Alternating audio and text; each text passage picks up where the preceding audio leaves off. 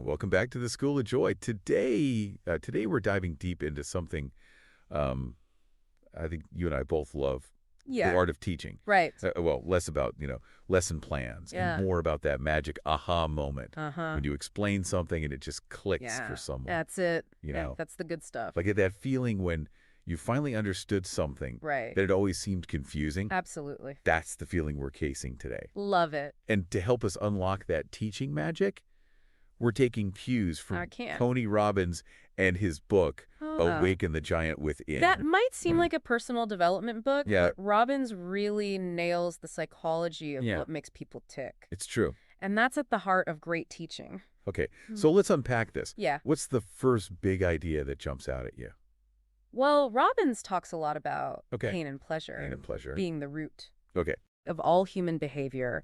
We're wired to seek pleasure and avoid pain. Whether it's in our relationships, our work, or even our beliefs. So as a teacher, knowing this is what having a secret decoder in. Oh, I like that. How do we use this to our advantage when we're explaining this? Think of it like this. Okay. You have to understand what your student associates with pain and pleasure. Okay. Let's say you're trying to explain a tricky math concept. Okay. And the student is terrified of looking stupid. Yeah. They associate pain with getting the answer wrong. That's a pretty common fear, right? Absolutely. So instead of drilling them with formulas that make their eyes glaze over, you create a safe space where mistakes are part of the learning process. I like that. Maybe you use games, tell a funny anecdote about your own math struggles. Yeah. Or let them work in groups where they can support each other. Okay. You shift the focus from the fear of being wrong to the pleasure of discovering something new. Oh, I like that. Right. Yeah, that reminds me of something Robbins says about advertisers using this principle constantly. Yeah. Think about those jingles or slogans that just burr their way into your brain. It's not an accident. No. They're triggering pleasure associations with their products. It's true. So we can learn a thing or two from it. Exactly. Okay. While we're not trying to sell anyone soda or sneakers, we can use those same principles to make learning sticky. Sticky, yeah. We can make it fun, relatable, and even a little bit addictive. Addictive. I love it. Right. Yeah. Okay. And speaking of things that get stuck in our minds, Yeah. Robbins also digs into Okay. the power of beliefs. The power of beliefs. He says our beliefs shape how we see the world and even what actions we take. So it's not just about the facts. It's not just the facts, no. It's about what we believe about those facts. Exactly. Okay. Our beliefs act like filters coloring how we interpret information. And those beliefs are built on our past experiences, things people have told us, and even our own imagination. Okay, so let's say a student comes in saying, I'm just bad at math. Okay. Robbins would say that belief itself becomes a roadblock to learning, right? Absolutely. It becomes a self-fulfilling prophecy. Right. If you believe you're bad at something, you're less likely to put in the effort. And then, surprise, you don't improve. Right. But the good news is beliefs can change. So how do we, as explainers, help someone break out of that negative belief cycle? By giving them new experiences that contradict the old belief. Okay. Think of it as providing new evidence for their brain to consider. I like that. Let's stick with the bad at math example. Okay. Maybe you introduce them to a fun math puzzle that they unexpectedly excel at. Okay. Or you share a story about a famous mathematician who struggled early on. It's like you're showing them a different perspective, Yeah. a new possibility they hadn't considered before. Right. Yeah. You're helping them expand their sense of what's possible. Okay. And that's incredibly empowering. Right. Not just for learning math, but for anything in life. Now, this reminds me of something else Robbins talks about, the power of asking the right questions. Yes. Yeah. The questions we ask ourselves literally direct our focus and shape our thoughts, and our thoughts, in turn, influence our feelings and actions. So if we want someone to understand something new, the questions we ask them are just as important as the answers they give. It's true. It's not just about testing their knowledge. It's about guiding them to the aha moment. Exactly. Instead of asking what's wrong with this, ask what can we learn from this? One focuses on problems, the other on solutions. Right. And that subtle shift can have a huge impact on someone's mindset. Robbins even suggests starting each day with empowering questions. Instead of waking up and thinking, ugh, another day. Ask yourself, what am I excited about today? Or what's one small step I can take to move towards my goals? those kinds of questions set a positive tone and help us focus on what we can control. Right. And as explainers, that's a valuable lesson to pass on to our learners. Absolutely. It's about empowering them to take ownership of their learning and their lives. Now, another thing that struck me in Robbins' book was his emphasis on mastering your emotional state. He says it's essential for achieving anything worthwhile. But how does that tie back to teaching and explaining things effectively? It's all about energy. Our emotional state is contagious, especially in a teaching or mentoring situation. If you're excited and passionate about what you're explaining, that energy will transfer to the learner. They'll be more engaged, more receptive, and more likely to have that aha moment. What if you're having a bad day? Yeah. Or you're just not feeling that spark? Right. Does that mean does that an explanation is doomed? Not necessarily. Robbins talk about how we can consciously shift our emotional state. Even if it feels like we're stuck in a rut. He suggests using our body to influence our mind. Things like changing our posture, taking some deep breaths, or even forcing a smile. It sounds silly, but it actually works. So even if you're feeling stressed or overwhelmed, you can use these techniques to get yourself into a more positive and energetic state before you start explaining something. Exactly. And that positive energy will make a huge difference in how your message is received. It's about being mindful of the energy you're bringing to the table. Okay, so we've talked about understanding pain and pleasure, challenging limiting beliefs, asking the right questions, and mastering our emotional state.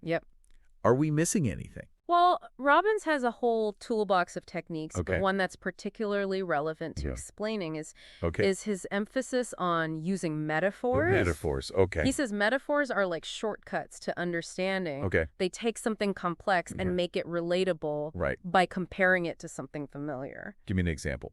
He talks about how we often say, I feel like I have the weight of the world on my shoulders. That's a metaphor that instantly evokes a feeling of burden and stress. And I bet he has a better alternative. He does. Instead of carrying that weight, he suggests imagining yourself, gently setting it down. It's a simple shift in imagery, but it can have a profound impact on your emotional state. So how do we use metaphors in explaining? Are we talking about like using similes and analogies? Exactly. Let's say you're trying to explain a challenging concept and the learner's feeling stuck. You can ask, what's it like? Is it like being trapped in a cage? Or is it more like facing a locked door that you just need to find the key for? I love that. Yeah. Suddenly, instead of feeling overwhelmed, they're engaged in problem solving. It's like you've given them a mental tool to work with. And that's the power of metaphors. They can help us reframe our thinking, shift our perspective, and even change our emotional state. Okay, so this is all starting to make sense.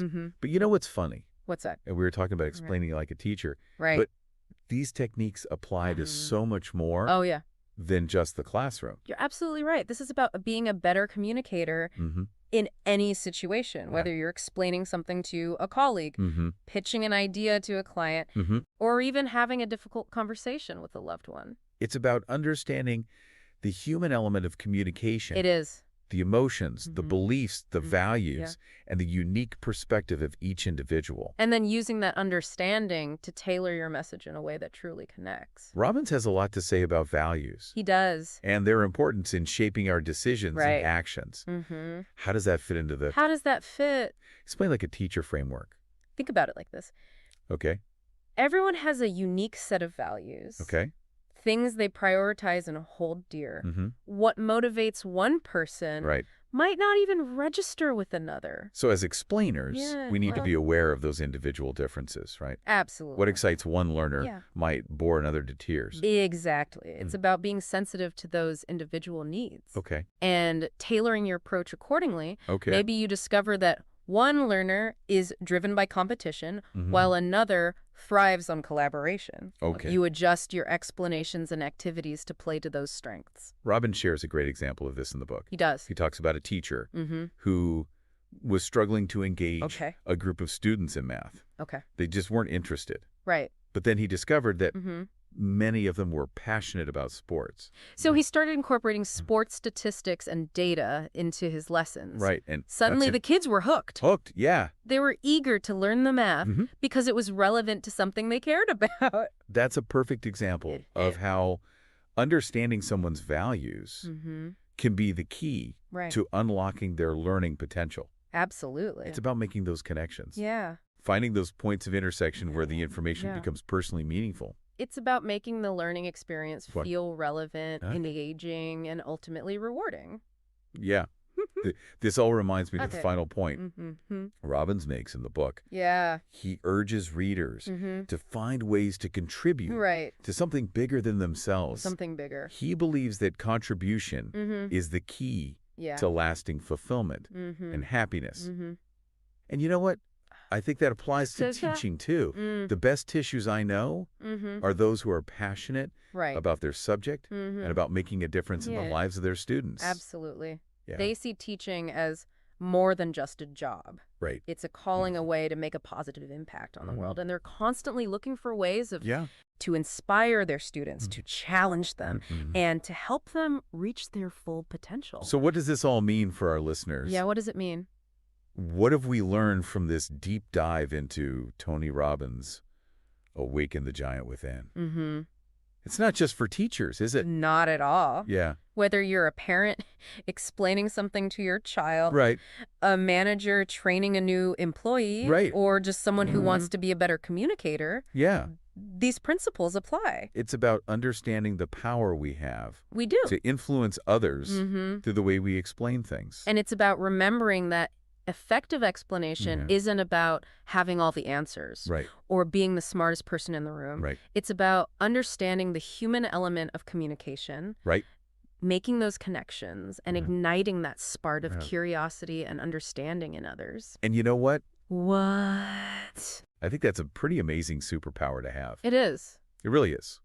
And as we wrap up our deep dive into Awaken the Giant Within, I keep coming back to something we touched on earlier. Okay. That idea of contribution. Robbins believes it's the secret sauce to the fulfilling life. Yeah. And when you think about it, explaining, teaching, sharing knowledge, these are all acts of contribution. It's like we're giving a little piece of ourselves to help someone else grow. And that's incredibly powerful. It is. And when we approach explaining with that mindset, with a genuine desire to contribute, it changes everything. Our energy shifts, our passion shines through, and the listener can feel that. They feel valued, respected, and empowered. Exactly. And that creates a ripple effect. When someone feels empowered, they're more likely to go out and empower others. It's like planting a seed that grows into a forest. Okay, so let's bring this home for our listeners. Okay. If there was one piece of advice, one golden nugget you could give them to help them explain like a teacher, what would it be?